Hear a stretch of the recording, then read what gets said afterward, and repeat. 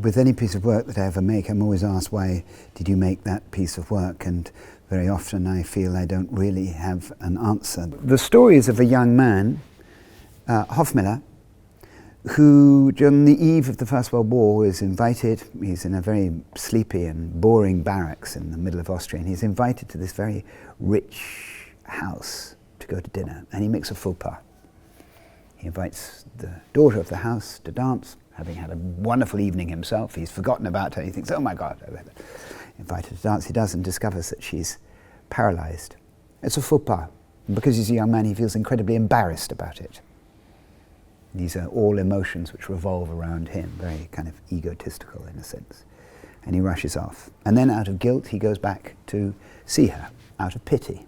What is remarkable in this story is that from an individual examination of personal psychological guilt, an examination of the way, for example, that we feel pity, or the way that we feel compassion, and a critique of it.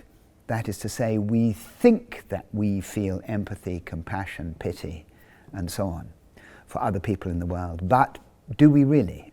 Something about the truth of the sequence of inner emotions, this horrible confusion of guilt and pity and compassion and empathy and disgust and all of these things, which actually can't be separated, one emotion from another. It's all a kind of biochemical soup, which leads us to ask, are we in charge of those things, or are they in charge of us?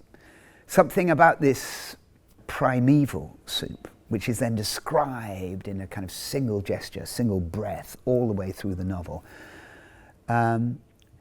resonated in me. And I thought, I want to try and find a way of putting this single gesture on stage. And as I did so, of course, so it became apparent that there was something resonant with what is going on in these times. These things which appear to be so slight, so small, so insignificant. As Zweig says, the whole thing began with a faux pas, a mistake, and then it spirals out of control.